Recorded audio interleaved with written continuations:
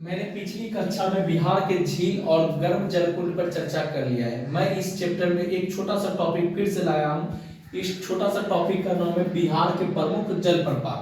कौन सा जलप्रपात कौन सा डिस्ट्रिक्ट में है, ये जानना आपके लिए बेहद जरूरी है, क्योंकि परीक्षा में कुछ भी पूछ सकता है बिहार स्पेशल में। तो बिहार का झील पढ़ लिए, गर्म जलकुंड पढ़ लिए, आप क्या पढ़ रहे बिहार का जलप्रपात। तो मैंने कुछ जलप्रपात लिया है और उसका लोकेशन कहाँ पे है आप ध्यान से देखिएगा और नोट डाउन कीजिएगा, ताकि आपका नोट्स बनता रहे और आपको बेनिफिट नजर आते रहे। तो सबसे पहले काकोलत जलप्रपात जो है नवादा डिस्ट्रिक्ट में है। काकोलत जलप्रपात जो है नवादा में है। और इससे याद रखिएगा अवस्थिति में ये काकोलत जलप्रपात नवादा में है और ये बिहार का सबसे प्रमुख जलप्रपात है। बिहार का सबसे प्रमुख जलप्रपात है। तो बिहार का सबसे प्रमुख जलप्रपात कौन सा है? काकोलत जलप्रपात। काकोलत जलप्रपात किस जिला में? तो नवादा में।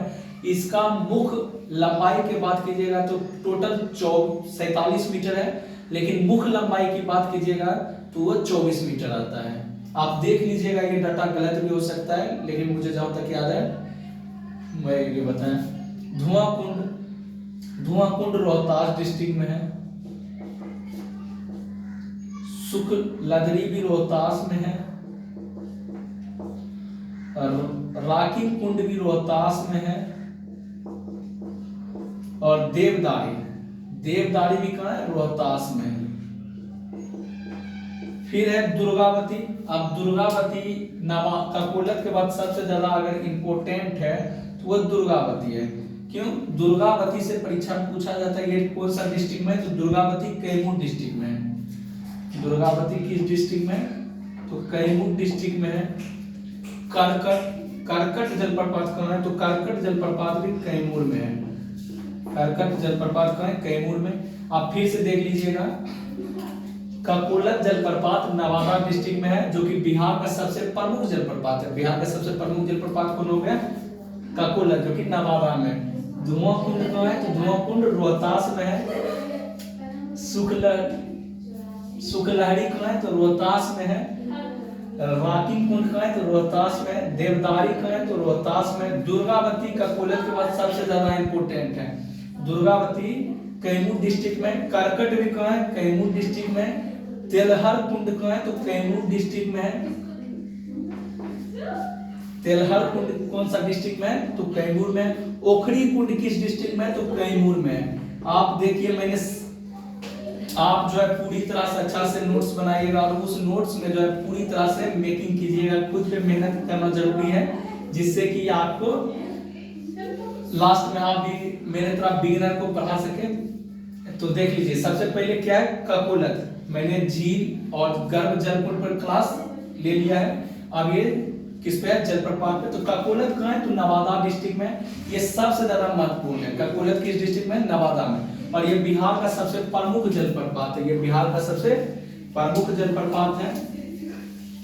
इसके बाद देखिए, धुआंकुंड रोहतास में है। शुक्ललहरी कहाँ है? रोहतास में। राकी कुंड कहाँ है? रोहतास में। देवदारी कहाँ है? रोहतास में। दुर्गावती दूसरा सबसे इंपोर्टेंट जलप्रपात है बिहार का, ये कैमूर डिस्ट्रिक्ट में। ये किस डिस्ट्रिक्ट में? कैमूर। करकट कैमूर में। तेलहर कुंड कहाँ है? तो कैमूर में है। ओखरी कुंड कहाँ है? तो कैमूर में। जियार कुंड कहाँ है? तो जियार कुंड भोजपुर डिस्ट्रिक्ट में है। जियार कुंड भोजपुर डिस्ट्रिक्ट में है। जियार कुंड किस डिस्ट्रिक्ट में? भोजपुर डिस्ट्रिक्ट में। फिर आता है मंजर कुंड। मंजर कुंड सासाराम में है। सासाराम में है। मंजर कुंड कहाँ है? तो सासाराम में। आप बता सकते हैं या कमेंट कीजिएगा कि सासाराम किस लिए प्रसिद्ध है। तो मैं ये बता देता हूं कि सासाराम मध्यकालीन बिहार में जो पटना की स्थापना किया था, आधुनिक पटना की स्थापना किसने किया था? तो शेरशाह सूरी। तो शेरशाह सूरी का मकबरा के लिए प्रसिद्ध है। शेरशाह सूरी के मकबरा के लिए प्रसिद्ध है। तो शेरशाह का मकबरा कहाँ है? तो सासाराम में है। और सासाराम में कौन सा है? मंजर कुंड। आप इसमें पूरी तरह से ये मैंने बिहार की झील, बिहार के गर्म जल कुंड और बिहार का प्रमुख जलप्रपात पढ़ा दिया है। और इसके बाद मैं बिहार ज्योग्राफी में वन्य जीव अभ्यारण्य पर क्लास लूंगा। अगर आपको मेरा क्लास अच्छा लगे तो लाइक एंड सब्सक्राइब करें। धन्यवाद।